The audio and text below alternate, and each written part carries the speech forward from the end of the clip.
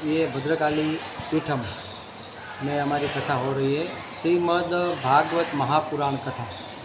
और आज कथा का तीसरा दिन है।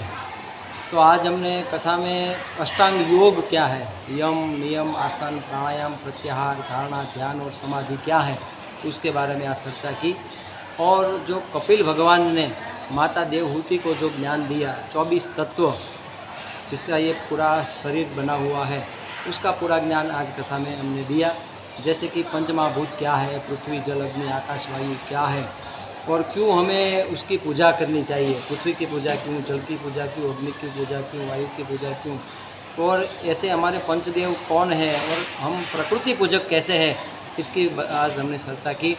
हमारी कौन कौन सी इंद्रियां है, कर्मेंद्रिय किसको बोलते हैं, ज्ञानेंद्रिय किसको बोलते हैं, कौन सी इंद्रिय में कौन सा देवता का बसे हुए हैं, ये पूरा जिसको सांख्य योग कहा है, संख्या पर आधारित है इसलिए सांख्य योग है। और बाद में हमने ये बताया कि ये कपिल गीता नाम क्यों है, कि ये कपि यानी कि वानर, हमारा जो मन है वो कपि जैसा है, यानी कि कोई एक बात पर स्थिर नहीं रहता, तो ऐसे कैसे उसको स्थिर रखा जाए।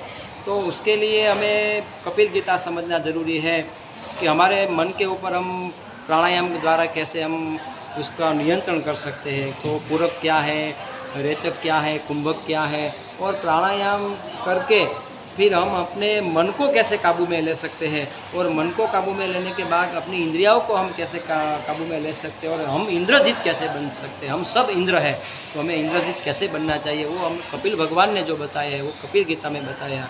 तो इसी के कपिल गीता के ऊपर और अष्टांग योग के ऊपर आज बात हुई।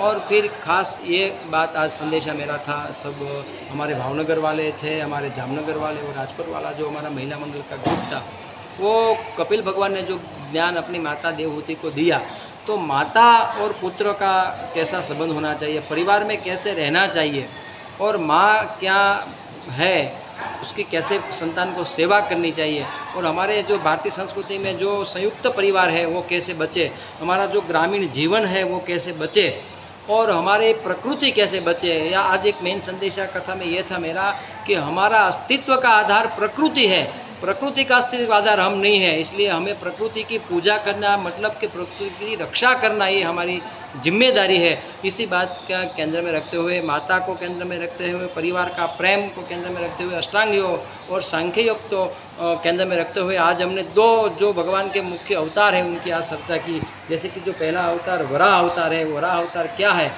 और कैसे उसने पृथ्वी माता को बचाया और हमें रहने के लायक दिया है, तो हमारी क्या जवाबदारी बनती है, इसी बात पर चर्चा हुई। और कपिल भगवान के जन्म कैसे हुआ, उनके लिए उसका माता पिता का जीवन कैसा था कि जिसकी वजह कपिल जैसा पुत्र की प्राप्ति हुई। तो दाम्पत्य जीवन में कैसे रहना चाहिए, पत्नी को पति को कैसे प्रसन्न करना चाहिए और पति को पत्नी को कैसे खुश रखना चाहिए, ये जो कहानी है वो कपिल भगवान की जो माता है देवहूति माता और कंदर्प ऋषि है, उसका जीवन से हमें जो प्रेरणा मिलती है उसी के ऊपर आज बात हुई है। तो ये तो हरि की कथा है, अनंत है, उसमें से जो भी सार है उसका मंथन करके आज हमने कथा में प्रकट किया है। अगले दिन कथा में हम राम जन्म और राम का जीवन और कृष्ण जन्म तक कथा को ले जाएंगे।